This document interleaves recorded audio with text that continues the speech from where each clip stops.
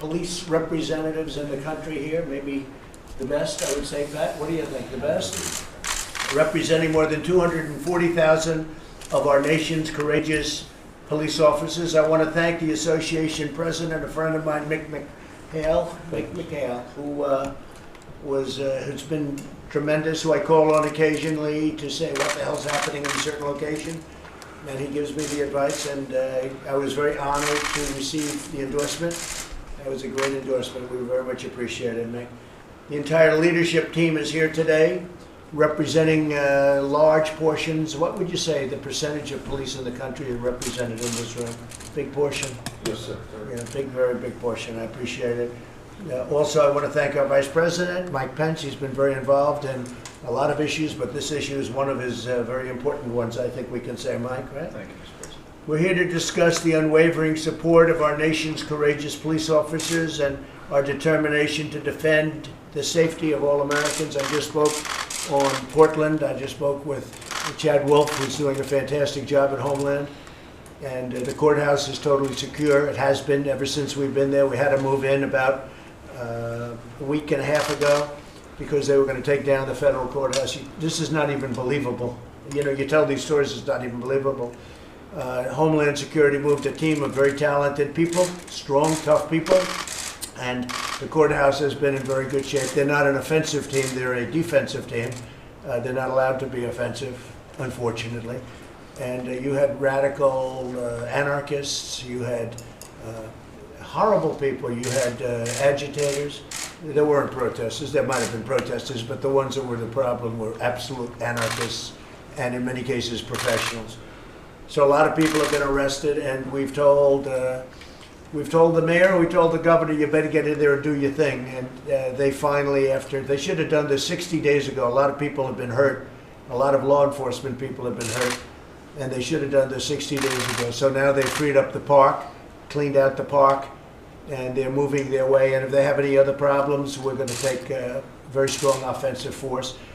Nothing started because the federal government was there. In fact, if we weren't there, you would not have a courthouse right now. You know, the media, some of the media, not all of it, but some of it, they are saying that because the federal government walked in, they became worse. Now, because the federal government walked in, we saved the U.S. courthouse, the federal courthouse, which is was a magnificent. It will be shortly, but you know, there's graffiti all over it and everything else. That's why we moved in, because the local police were not protecting federal property.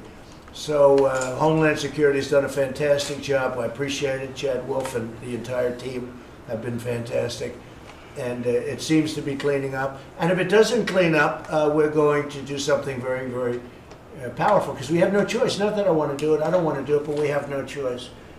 In recent weeks, law enforcement has become the target of a dangerous assault by the radical left. The left-wing extremists have spread mayhem throughout the streets of different cities, in particular Portland. If you look, Portland is one. Seattle certainly would be another. And we were getting ready to go into Seattle. We would have solved that problem very quickly. When they heard that we were going in, they went in. And by that time, the anarchists were exhausted, and they just raised their hand. They were exhausted and tired, and they had a lot of drugs and a lot of alcohol, and they just gave up. They just raised their hands. They were sleeping there long enough. They took over actually a piece of Seattle, if you can believe that, Seattle being a major city, and they took over a piece. So we were ready to go into Seattle. Everyone knows that. We were going to go in with force, and we didn't have to, because the day before we were going in, and we let them know, the day before we were going in, this is what happens. They went in, and the anarchists and agitators gave up, and they gave it back. Joe Biden's pledge to cut police funding. You do know about that, Mick? I assume, sir, right? You've heard that little rumor? This guy has been dragged so far left. Biden has been taken further left than Bernie ever was. Bernie was never this. I mean, totally open borders and the sanctuary city stuff. That he's approving things that Bernie never thought of. It was supposed to be they were going to take him right. They took Biden way left of where Bernie was, because they have the manifesto. I don't know, have you seen the manifesto they've got? Now I understand they can't get any police in Milwaukee because you're not allowed to use pepper spray or tear gas because if you have crowds, but I don't think there's any other way other than the obvious way, which would be horrible, and that's shooting itself, which would be horrible. But I don't know how you can control a crowd if the crowd is, if that crowd's anything like what you have at Portland, there's no way you could possibly do it without tear gas and pepper spray. Pat, would you say that's a correct statement? I agree. You have to control the streets. You have to do it fairly, but you have to do it. That's pretty amazing, right? So you have no police that want to go to Portland because they know they can't do their job. You have to give them the equipment to do the job. It's incredible. They're not going to go till Milwaukee. So what's going to happen in Milwaukee, Mick? What do you think? Well, I think that they're going to have the mad exodus that we're seeing in other parts of the country. And it, again, sir, it's the exposure of these men and women who continue to suit up and provide the safety that they took an oath to. And we want to, as an association, but we speak for all law enforcement, and thanking you personally for your executive order, which allowed us to surplus equipment. That equipment is saving our lives, literally, sir, and we thank you.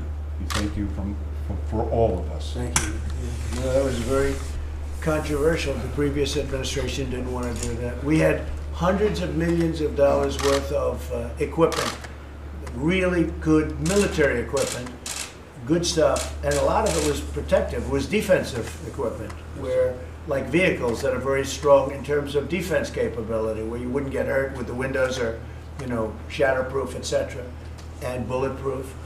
And we gave that out to our police departments. It was sitting there gaining dust. That was the only thing it was gaining, was dust. And we gave that out to all of our police departments all over the country. And you have no idea, every time I go someplace, the police thank me for that. This is stuff that was just getting less and less valuable. Much of it was brand new, but getting less and less valuable, sitting in warehouses. Probably the government was paying a lot of rent to the warehouses. And yeah, it's been a great thing. So as a result of the outrageous attacks on law enforcement, violent crime has surged in certain Democrat-run cities, many of them. I mean, you look at New York, it's up 348%. Who ever heard of a number like that? Because you have a radical left mayor who doesn't know what he's doing. He doesn't know what he's doing. I don't understand even how the police can allow it to happen. That's the only thing. We talk about that. But you look at Chicago. In Chicago, more than 2,200 people have been shot. Okay, think of that, shot. Now, that's far worse than Afghanistan. We're leaving Afghanistan fairly shortly, but we see things that in Chicago and other places that you don't see in Afghanistan. It's unbelievable. 40% increase from 2019. And the hard thing is that crime is down nationwide. So I'm taking all of these Democrat-run cities, and we're putting them in with the well-run cities and largely Republican well-run cities and states. And with all of this shooting that you see in Chicago and New York, and well, Minneapolis had a bad period, but we sent in the National Guard. The National Guard did a fantastic job, and they stopped it. That place would have burned down. Minneapolis would have burned down if I didn't force the National Guard into that. And you saw them form, right? It's a beautiful thing. All of a sudden, you see a line of people. They walk through it like a knife through butter. And that was the end of the problem in Minneapolis. So, you know, we have to do that. But in New York City, nearly 300 people have been shot in the last month alone. Murders are up 32% in Philadelphia and 80% in Minneapolis compared to last year. Minneapolis, great place too. And Philadelphia, you think of it. I went to school in Philadelphia. You look at these numbers. In cities across the nation, we've also seen police officers assaulted with bricks, rocks, bats, Molotov cocktails, frozen bottles of water. Somebody said last night, one of these protesters, I saw it, he said, "It's only water. How can water hurt you?" Yeah, they don't say it's frozen in a bottle the size of a football, and they throw it at the police. It's unbelievable. It's water. And then they have cans of soup, and they throw the cans of soup. That's better than a brick because you can't throw a brick, it's too heavy. But a can of soup, you can really put some power into that, right? Yes, sir. And then when they get caught, they say, "No, this is soup for my family." They're so innocent. This is soup for my family. It's incredible. And you have people coming over with bags of soup, big bags of soup, and they lay it on the ground, and the anarchists take it and they start throwing it at our cops, at our police. And if it hits you, that's worse than a brick because it's got force. It's the perfect size. It's like made perfect. And when they get caught, they say, no, this is just soup for my family. And then the media says, this is just soup. These people are very, very innocent. They're innocent people. These are just protesters. Isn't it wonderful to allow protesting? No. And by the way, the media knows it better than we do. They know what's going on. I don't know what's wrong with them. They're doing our country a tremendous disservice, I'll say that. But in cities all across our nation, we've seen our police officers so badly assaulted. In Portland and the other cities, my administration is vigorously defending federal property from anarchists and criminals. We've also launched Operation Legend, surging federal law enforcement to communities plagued by violent crime. And we're willing to help Chicago. We're willing to help New York. We're willing to help Philadelphia, any city you want. But by law, unless we go a special route, which we have the right to do, but it's very rarely done, we have to be asked by the local government, by the mayors and by the governors. And they don't want to do it, I think for two reasons. Number one, they're embarrassed to do it, and number two, I actually think they're afraid of these people, if you want to know the truth. I actually think these are radical left maniacs, and I actually think, Pat, I think they're afraid of these people. I think they're afraid of those people that I see in Portland, and to a lesser extent that I've seen in Seattle. I mean, the Portland is a tougher group. You know, they've been doing that for years to Portland.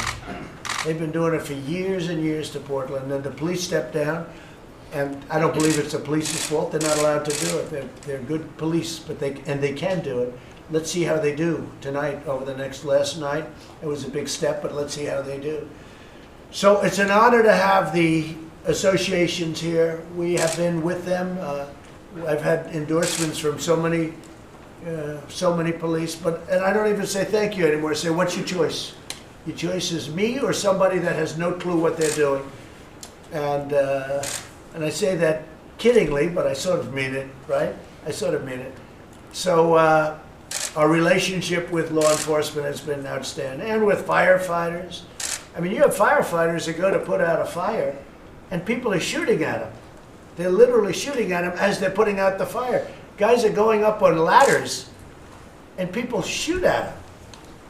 But we have great support from firefighters. Usually just the top one or two people don't support us, you know, because they're used to something else. But everybody in there, we have tremendous support from the police, the firefighters, and almost every group of people that are associated with the things that we're doing and doing really well. But I want to thank you all very much from the bottom of my heart. I appreciate those endorsements. We really do. It's really great. And you will never be let down with me. I have tremendous respect for what you do. It's dangerous. It pays not as well as they could do elsewhere.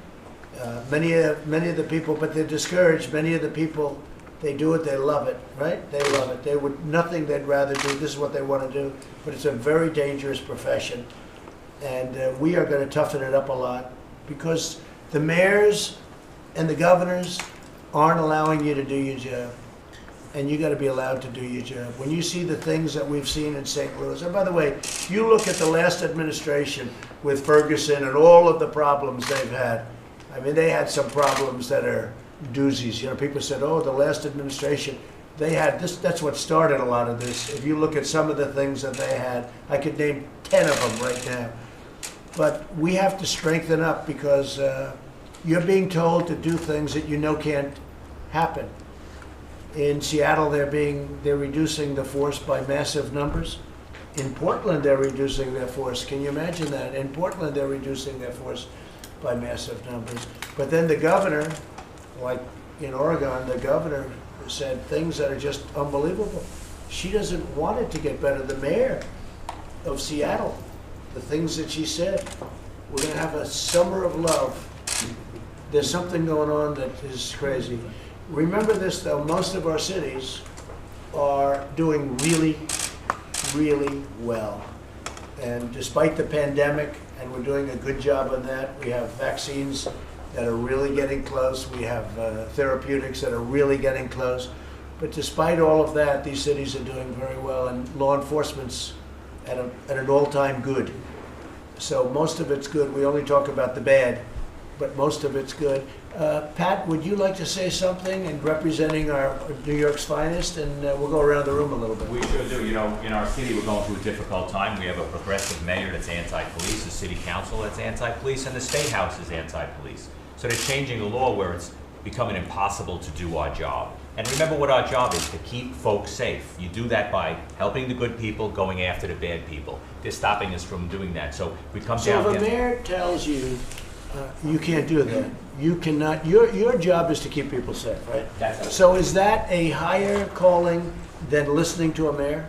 Well, you know what? They're the boss in our town, so we have to go by the rules they set. The problem is the rules they are setting, the laws they're passing, are making it impossible, because what happens then, we are criminally charged. So we come here today, Mr. President, to ask for help, to have a discussion. Do they on what actually we charge need. you criminally? Yeah, they can charge us criminally, yes, sir. It's disgraceful. It's like they reversed the world. It's the upside down world right now. And I have 36 years in the job. I've never seen it this bad, sir. Never been anything like it. Hey, look, I lived in New York, and we never had a problem in New York. New York was, once Rudy did a great job as mayor, in all fairness, because before that, but I think this is worse than the Dinkins era now. How do you compare this to the Dinkins era? It's worse. You know, we had disturbances back during Mayor Dinkins's time, but we had it in one neighborhood, possibly two. We had disturbances recently in 3 boroughs, sir. You know, we have neighborhoods where your father started that it's going back to be crime-ridden.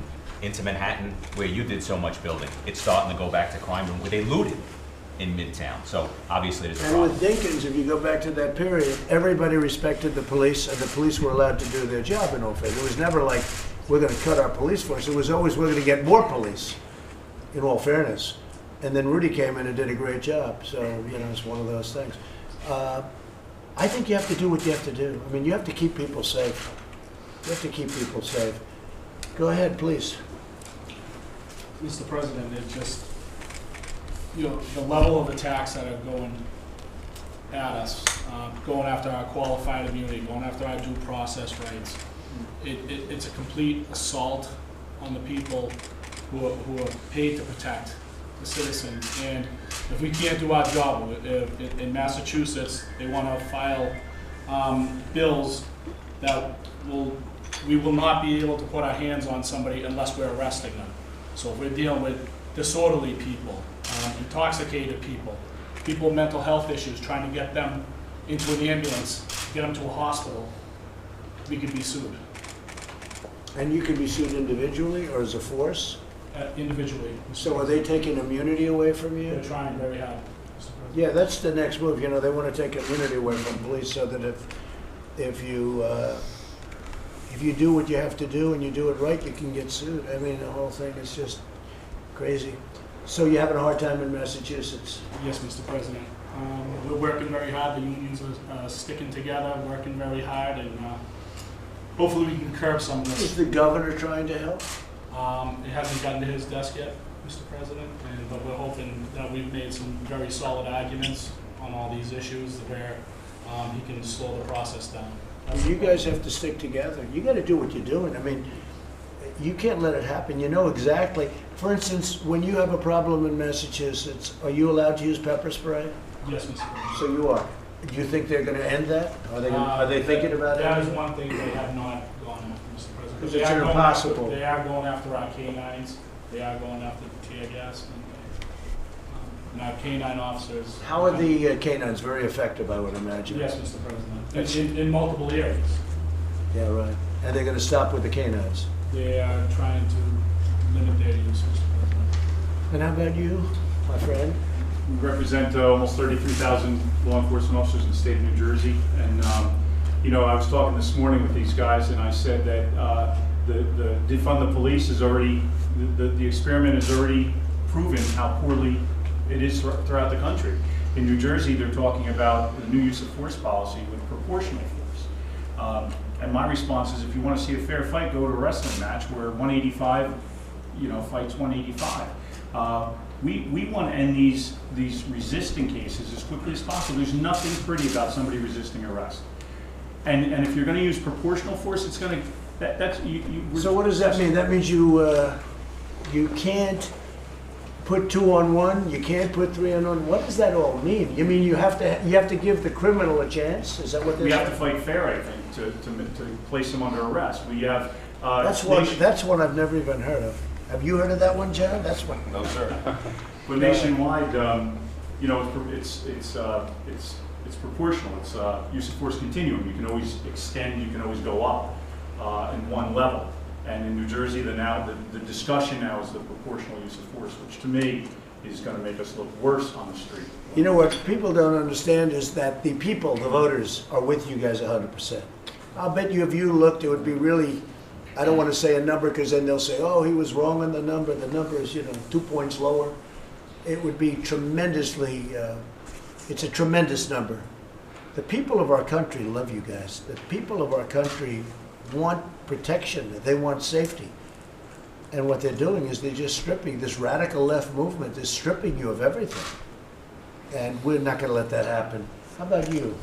Well, I work for the National Association, so I work for all of you gentlemen and all their issues. So you see it all, right? Yes, and I just want to say thank you for giving us a seat at the table. Okay, here's a question for you. So you work for all. What do you think is the worst? Where are they treated the worst? The police.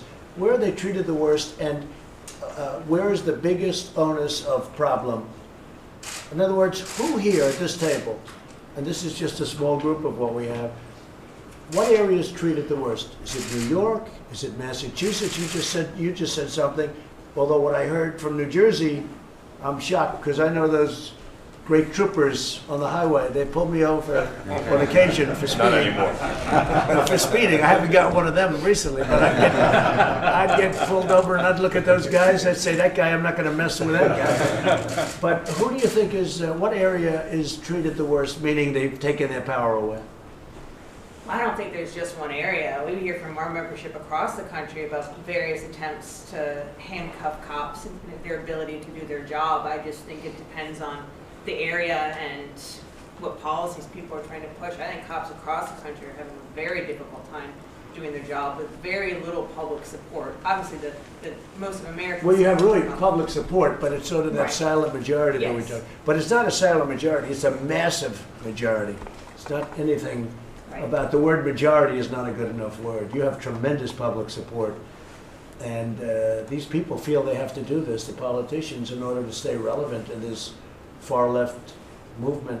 John, what would you say about that? Who would you say is treated the worst in terms of areas? I'd say him. New York? Yes.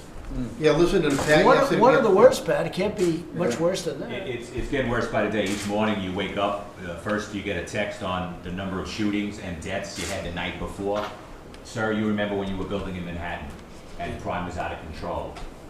We're back to 1993 numbers. Who thought we'd be back there? In South Jamaica, the numbers have gone crazy. When we turn the city around now, it's starting to slide back.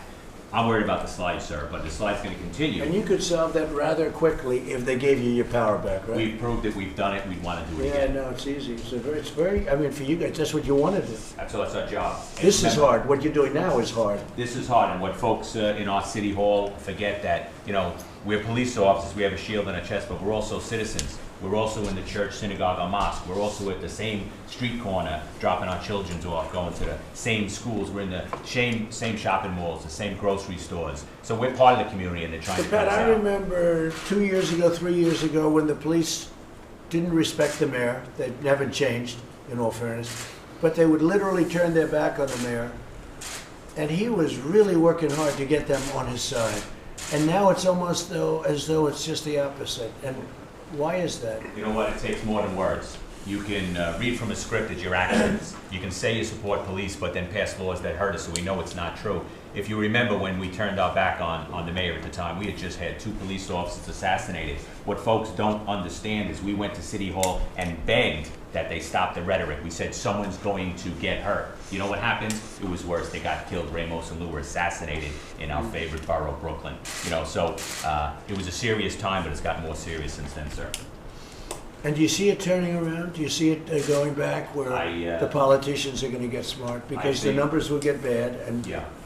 So the communities have to realize that it's not just rhetoric, it's really their blood on the streets that's happening. And as I said, the numbers are going back to 1990s and shootings. So I think that's when it But the visits your communities kitchen like table. the police, the communities want They protection. love the police. In our most difficult neighborhoods, the community, the person sitting on the stoop, the person owning the bodega, is the one that's giving us the information we need to do our job. It's City Hall that's stopping us, sir. Incredible. John, go ahead, please. So, sir, I'm president of the Florida Police Benevolent Association, and Mick and I, Mick's the senior vice president with Florida, and recently he and I have met with the incoming Senate President, Will Simpson, and the incoming House Speaker, Chris Browse, and they have assured us that they have our back. So, and I know the governor, DeSantis, has our He's back. got your back. He does. He does. However, there are some cities in Florida that want to defund, they want to create the civilian review board, so we got to stay on top of it. Yeah. Pat's got a problem, and whatever he needs from us, we got his back. I think the cops in New York have to get tough again. We want to, we have They the gotta skill get and the tough. tools. They got a big voice, you know, you got a lot of people, it's a great force, and they have to get tough again. Absolutely. They're gonna have to take it and they're gonna have to, you just said, they have to protect, you're sworn to protect the people. You know, there's a point at which you have to, that's also an order coming down, protect the people. And I think Florida's gonna be in great shape with your governor and everything else, but you gotta always watch it, John. No, we do. We really do. And listen, we're out there working it, and like I said, we represent over 30,000, and we got a lot of retirees from New York and New Jersey. You're welcome. Thank you. Do they come into the force? Then Can you well, imagine? some of We them train them in New York, they leave after They 20 do. years and they go to Florida They go to court. and they become police. They have a good life, right? Yes, sir. You want to say something, Mick? Yes, sir. I think what's important and what radiates to our membership, sir, is your support that we're entitled to due process. And I don't think enough of the public realizes that.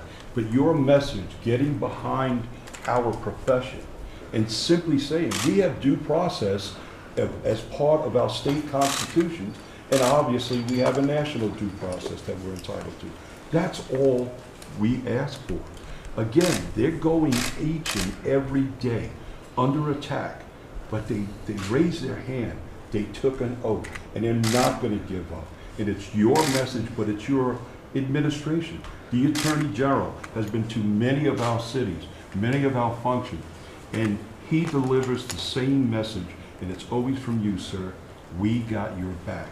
That's the most important aspect we could ever seek in our profession, to know somebody has our back. Well, In the what do you military, do- they say covering your six. Right. Sir, you're covering our six, and we thank I you. am covering you, but what do you do when you have a radical left, crazy mayor, and they're giving you orders that you know will lead to tremendous death and crime?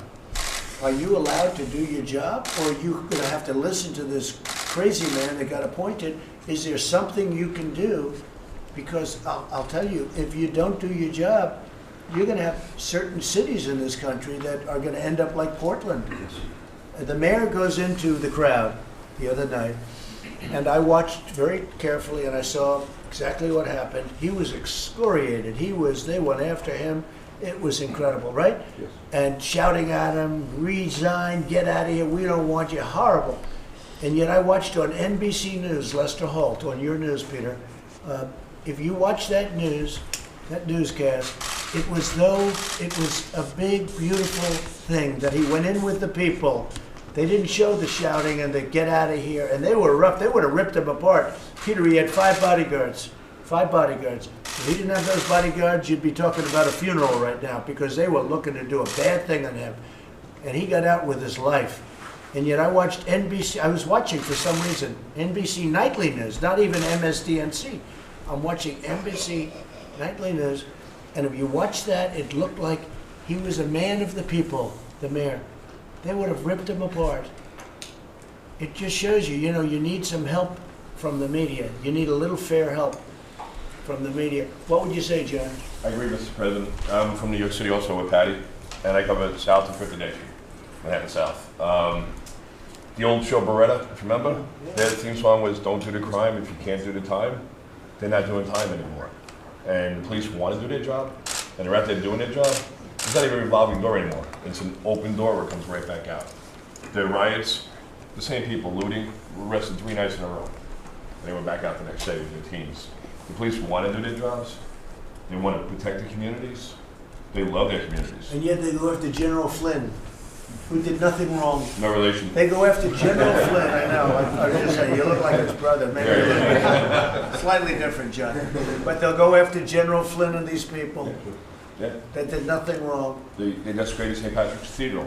Whether it's a cathedral, a mosque, a synagogue, there's a gentleman who paid the Blue Line in Staten Island down the street, and he's getting letters of threat from the city to cease and desist the painting of a line.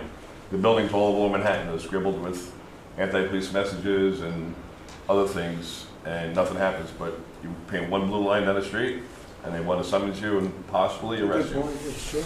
It's true. They can do whatever they want. You do one blue line, Mhm. and they make it like it's a mortal sin. Yes, sir.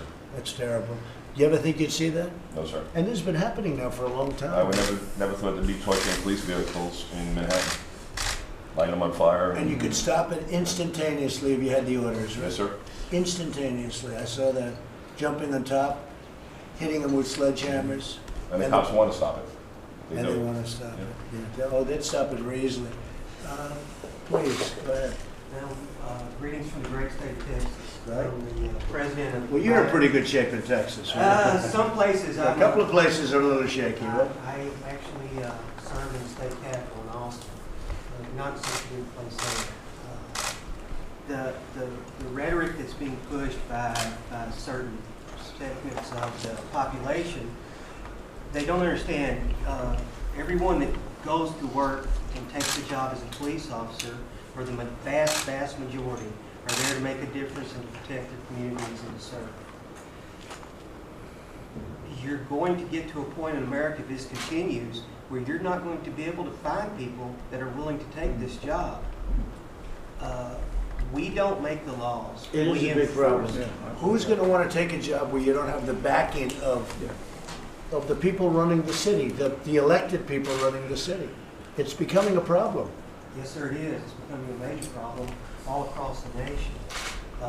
In We New don't York, excuse write me. laws. We just enforce the laws as politicians. In New York, they fired some of the best policemen in the world, your crime fighters, and they let them go. How many was that? At what group? You know, we're losing huge numbers, and we have a problem on both ends, sir. We're losing members that are deciding to retire, upwards of 1,000. They're canceling classes of our young women and men that want to come on the job and serve, so they're not even bothering hiring them. And then, of course, that's going to drop too, because who would want to go into this profession at this time on this day? It's a problem, sir. Sir, I think you're talking about the What are anti-crime they gonna unit. change? The anti-crime unit in New York.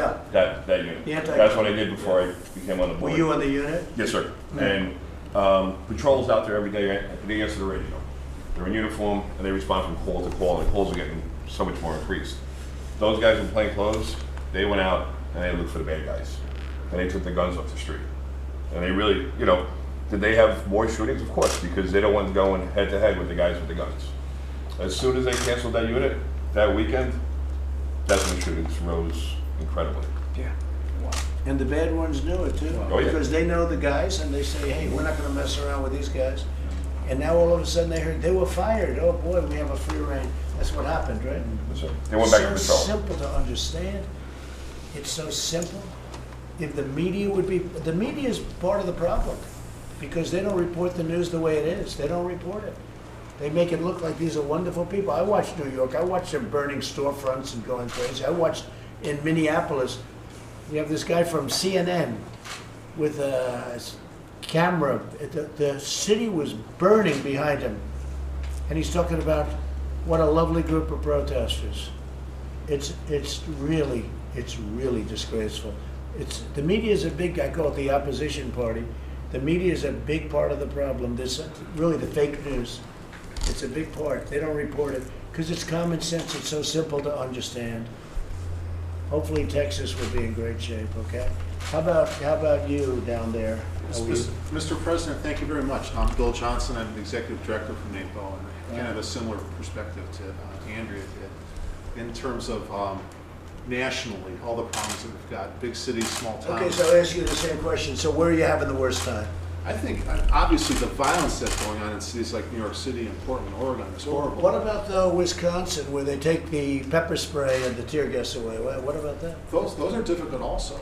And there's also another problem where you have cities like Minneapolis, for example, where the violence has been quelled, but now you've got the city council voting to disband the entire police department. That's a whole nother kind of stress. It's bad for the officers. No, they wanted to the disband the whole police department. So, Yes, Mr. yeah, President. they want to dismantle, right? But Dismantle the whole police department. Yes, Mr. President. Of course, the people who voted for that maintain their own private security. That's okay. But the shopkeeper, the guy running the gas station, the person trying to take the trash out in the middle of the night from the McDonald's can't call the police. So when you guys are hearing the term abolish, they use the word abolish the police, abolish the departments. Some of these people are actually serious about that. They are, Mr. That's not President. just rhetoric. No, they're insane, but they're serious, Mr. President. And it's the cities and it's the men and women who are going to suffer. I mean, it's elementary. And They don't defunding, see- they're already doing. I mean, defunding, they've started. Yes, Mr. New York President. took off $1 billion, right? So- Yes, Mr. President. So defund and abolish, and that's their favorite of all phrases, defund and abolish. Yes, Mr. President. And then once they do that, who knows what their next step's going to be? Who's gone the furthest of the cities In to terms of- defund and abolish? I think Minneapolis, as far as I know, where they actually had, I understand it was a unanimous vote by their own council It's to just do away up- with it. And yet the leaders have armed police around their house, right? Yes. That's nice. Go ahead, please. Mr. President, thank you so much for taking this, Mr. President. My name is Mark Alvaro. I'm from New Jersey. I'm Pat Sawyer, Executive Vice President. We're in trouble. Our governor turned her back on us about a year ago. Our Attorney General has turned her back on us. The legislature pretty much is throwing crazy bills at us. We're in a fight for our lives and our members for our lives. Our guys and girls are really in trouble in New Jersey right now, and we really need your help. So surprised to hear about New Jersey. They really I know turned the their troopers back on so us. well, I know the whole group so well. The I'm so politicians turned our back on us overnight. And if we had a problem, I'd be the first one to say, we have a problem here and we have to straighten it out. We are 47th in shootings, and we're the densely populated state. So there's not a problem in New Jersey. And if there was, I'd be the first one at the table saying we have a problem. But they're coming down with some crazy legislation, and they're coming out. But those numbers will go up. Those numbers will change with time, Absolutely. if they do what you're saying. No, I'm talking about police shootings. We are 47th lowest. Yeah, And no, with the that's what I density- mean. yeah, That's what I mean. And another thing is that they closed the mental institutions in New Jersey. They put all the homeless and the mental people on the streets, and we're supposed to deal with them. We're not trained psychologists and psychiatrists. When did they do that? So they have, they just, it's been on years already. So now it's getting worse and worse, and every time you go to the emotionally disturbed house, we're not supposed to, when mommy's calling up screaming and yelling, my son just stabbed me, and we walk into the house with a butcher knife full of blood, and you shoot the person, we're not supposed to know that he had problems and has emotional problems. Yeah. So we're supposed to deal with this in a matter of seconds, make that split decision. That's on TV, it's great, but in reality, Mr. President, it's scary situations, and our guys go to jail for shooting somebody, for protecting their own lives and their families' lives. That example is something that And, happens. Mr. President, I never understood what fake news was until you said it all the time, and I can't believe how bad fake news is, as you say all the time. Yeah, no, I've said it and I've learned. I thought it was fake before I got here, but not as bad as it is. Yes, sir. It's really it's a tragedy what they're able to report or not report. What they don't report is in many ways even worse. Yes, sir. Mike, please. Well, thank you, Mr. President. I'll be very brief. I first just want to say thank you to the nearly 250,000 men and women who put on the uniform of law enforcement that are part of this association. You have a president and a vice president of administration who understand men and women who serve in law enforcement have no ordinary jobs. You put on a uniform, you kiss your family goodbye in the morning. And you count our lives more important than your own. So please let them know that all of the passion that they hear from the president and this administration, the support that you have among the American people, which I believe with the president, the overwhelming majority of the American people comes from a deep gratitude. Secondly, thank you for the endorsement of the National Association of Police Organizations for this president. I joined him on this journey 4 years ago. I saw the connection that he had with law enforcement from the very first day, and I know that police officers across the country have supported this president each and every day because they know that he understands the job that you do and supports your work. But I can tell you firsthand, serving alongside him every day, that when we see Joe Biden, the Democratic Party, driven by radical Democrats to call for defunding the police, abolishing the police, dismantling local officials, voting to dismantle local law enforcement agencies. We have leading politicians that have referred to police officers as stormtroopers and use the most pejorative terms. I want to say to you that it has only steeled this president and this administration's resolve to back the blue. And we are not going to defund the police. We're going to support law enforcement every day, as the president has said, through Operation Legend, through the COPS program, 4,000 police officers, through the president's executive action to give law enforcement agencies more tools to do better policing, even while we improve the quality of life of people all across our city. So I just want to be clear with you, right next to him each and every day, I can tell you that everything you had heard from him 4 years ago when he was first running for president, his devotion to men and women in law enforcement has only been steeled by the rise of the radical left and the attacks on law enforcement, and we're going to be with you every step of the way. This president, this administration will always back the blue.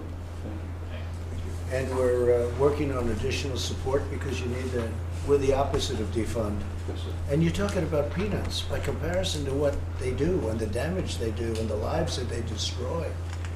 You're talking about a very small amount of money. So we're with you all the way, 1,000%. And I want to thank you all for being here. I really appreciate your support. We'll never let you down. I'm for you. I mean, just by nature, it's natural. It's common sense. And you know what? If I thought you were doing a bad job, I'd let you know. You know that, Mick. Yes, sir. You know that, but I'd let you know. Yes. But you're not allowed to do your job. That's the problem. You're not allowed, and you're dying to do your job. You could have stopped that New York stuff the first night. In 10 minutes, you could have stopped it. And you would have saved a lot of lives and a lot of anger and a lot of hardship. And a lot of COVID, by the way. You would have stopped because I saw them marching on top of each other.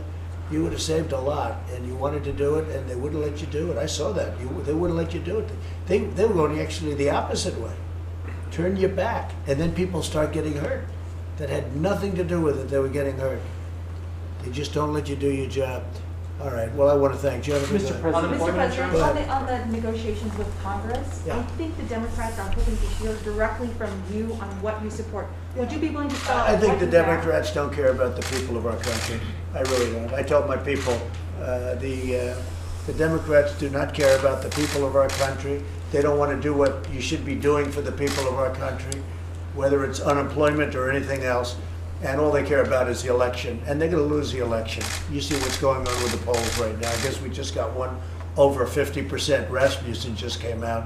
You see what's going on. Because the people get it. The Democrats are playing for November 3rd, and we're playing for the good of the people. It is a disgrace that they're not negotiating. But they're only looking to play a political game. I happen to think it's a bad political game. I think it hurts them. I know Okay. that they look at you and what you say publicly different from what they hear from Mnuchin and Meadows. Are you willing to spell out exactly what you want right now? They know what I want. And what I want is I want our people to be able to live and live well, because it wasn't their fault that China brought in this pandemic, that China brought in this plague. It's China's fault. You want to know the truth? China should be paying for it. And maybe they will. Maybe they will. You'll watch. You'll watch. What else? Mr. President. Mr. President, if we can ask you specifically, we heard yesterday your frustrations about how long it'll take to count the ballots here. Then why aren't you spending more energy to get the resources and the funding for the states that they want to be able to secure this election for all Americans? Peter, you know nothing about my energy, okay? What are you doing specifically? You know nothing about what I'm doing. What are you doing? Listen, you know nothing about what I do. The Americans are listening. So What are you doing? NBC, I just told you about the false report that NBC put out the other night about the mayor of Portland. And this is the kind of stuff you get. You'll see what happens. That is common sense. Everyone knows mail-in ballots are a disaster. You just have to take a look at the last recent, take a look at New York City. Look at New York. They're still counting your ballots, Pat. Do you know that? They had a race, a small race by comparison. By comparison, tiny. It's so messed up, they have no idea there are ballots missing. Thousands and thousands of ballots are missing.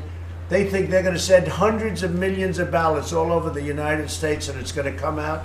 You won't know the election result for weeks, months, maybe years after. Maybe you'll never know the election result, and that's what I'm concerned with. It'll be fixed, it'll be rigged. People ought to get smart. And I just hope our Republican voters, the people that are for you, are going to do what they have to do. Absentee ballots are great because absentee ballots, you have to go through a process to get them, and it's actually a great thing. Absentee ballots, I'm going to be voting absentee. An absentee ballot is one thing.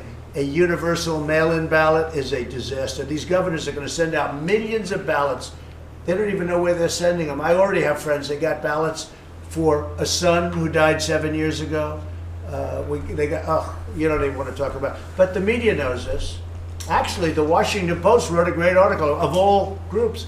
A week ago, the Washington Post wrote a great article that this is a disaster. This is going to be the greatest election disaster in history. And by the way, you guys like to talk about Russia and China and other places.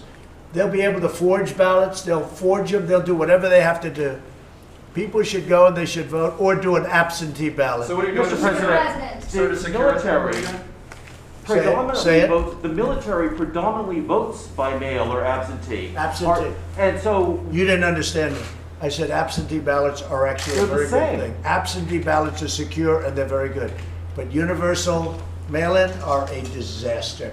You're going to see an election that, and we're going to do very well in the election. Nobody wants that date more than me. I wish we'd move it up, okay? Move it up. But you're not prepared for what they're doing. And they're using COVID. You know, they're using the China virus. China must be very happy about it because they hit us with a virus and now they screw up an election like you will never see. You watch what happens. I don't think you'll ever give me any statement. I guess Trump was right, but the people know I'm right. Watch what happens. New York City has a little election. We just talked. You got to see. Do you know how far they're never going to have the result of that election? Never the correct result. They'll probably announce something at some point. But when did that take place? Like 5-6 weeks ago. Absentee ballots, great. Going to the polls, great. If you do universal mail-ins with millions and millions of ballots, you're never going to know what the real result of an election is. It's going to be a very, very sad day for our country. Go ahead. If the system is a disaster, as you say, why not commit to putting in resources to fix it? We're putting in all the resources you can. But as a couple of the radical left people said, you know, who actually agree with me, they said, no matter what you do, we're not prepared for this. They're not prepared for an onslaught of millions of ballots pouring in. They're not prepared. They're not prepared. You watch. They're not going to announce anything on November 3rd. They're not going to announce it on the 4th or the 5th or the 6th. It'll go on forever. People should go. You know, they voted, Mick, during World War I. They voted during World War II. They went to the polls. They voted. They went to their booth, and they voted proudly. But now with COVID, they don't want to vote. It's not they don't want to vote. This will be catastrophic for our nation. And you'll see it. I'm always right about things like this. I guess I must be. But I wouldn't be sitting here. But yes, Jennifer, go ahead. You want something? Jennifer, do you want? No, that's right. Yeah, please, in the back. What is your decision to delay the election in Hong Kong? What is your opinion? I want to right now focus on this election. I'll have a statement about that soon. I heard that they did the delay in Hong Kong, and we'll have a statement about that. But I want to focus on this topic. Sir, on this topic. Okay, thank you very much. Thank you very much. Hey guys, let's go. Come on, guys. So now I would move it along. Peter, come on. Let's go. Guys, come on. Let's go.